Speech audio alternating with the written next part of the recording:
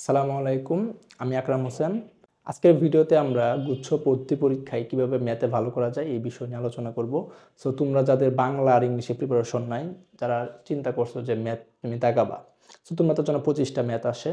আর ম্যাথগুলো কিন্তু একটু হার্ড আসে, অন্যান্য ভার্সিটির মতো কিন্তু এতটা সহজ হয় না গুচ্ছের ম্যাথগুলো। আর এক্ষেত্রে কিন্তু টাইম ম্যানেজমেন্ট অনেক বড় একটা ফ্যাক্ট, কারণ তুমি 25টা ম্যাথ করতে তুমি যদি 30-35 মিনিট লাগাই ফেলো, তার মানে বাকি অ্যান্সার করতে পারবো না। সো এরকম একটা সিচুয়েশন কিন্তু হয়ে যেতে পারে, কারণ এখানে টাইম থাকে কম, কোশ্চেনগুলো থাকে একটু অনেক কঠিন।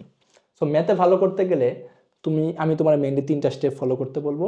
একটু চিন্তা করে দেখো তো, তোমাদের বইয়ে কিন্তু হাজার হাজার ম্যাথ আছে, ম্যাক্সিমাম ম্যাথই কিন্তু বড় বড় ম্যাথ। তোমার কি বড় বড় ম্যাথ পরীক্ষায় আসে? আসে না, আসে ছোট ছোট ম্যাথগুলো আসে এমসিকিউ আসার মতো। সো ম্যাক্সিমাম ম্যাথই কিন্তু তোমার বাতিলের খাতায় চলে গেল। ছোট ছোট ম্যাথগুলো নিয়ে কাজ করলে কিন্তু তুমি ম্যাথে প্রো হতে পারবা। এক্ষেত্রে তুমি 3টা স্টেপ ফলো করতে পারো।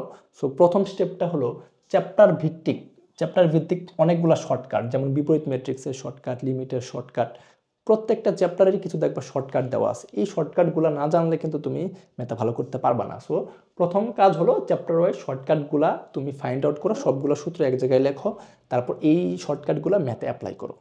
এটা হলো ফার্স্ট স্টেপ। দ্বিতীয় স্টেপ হলো যে কোশ্চেন ব্যাংক। এই যে শর্টকাটগুলো যখন তোমার শেখা হয়ে গেছে, তখন তুমি একটা কোশ্চেন ব্যাংক নিবা, নেওয়ার পরে প্র্যাকটিস করো, প্রচুর প্র্যাকটিস করো, কারণ প্র্যাকটিস করতে করতে একটা জিনিস তোমার মাথায় হয়তো বা ঢুকে যাবে, তখন তুমি ওই টাইপের এমসিকিউ আসলে তুমি পারবা। সো কোশ্চেন ব্যাংক সলভ করো, এটা হলো দ্বিতীয় স্টেপ।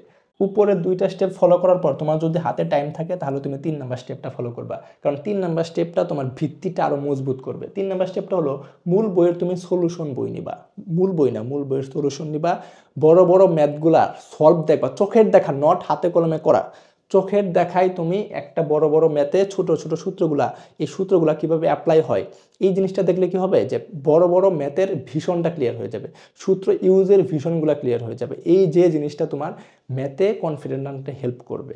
সো এই 3টা স্টেপ ফলো করবা। ফার্স্ট স্টেপ হলো শর্টকাটগুলা তুমি সব জানবা চ্যাপ্টার ওয়াইজ, তারপর সবগুলো সূত্র জানবা, তারপর কি করবা, কোশ্চেন ব্যাংক প্র্যাকটিস করবা। যদি হাতে টাইম থাকে, তাহলে তুমি বইয়ের বড় বড় ম্যাথে সলিউশনগুলো তুমি একবার চোখের দেখা দেখে ফেলবা, যাতে একটু ভিশনটা ক্লিয়ার হয়, তোমার কনফিডেন্ট যাতে বুস্ট হয়। সো এডমিশন আর ম্যাথ রিলেটেড কিন্তু আমরা অনেকগুলো চ্যাপ্টার ওয়াইজ শর্টকাটগুলোর ভিডিও নিয়েছি।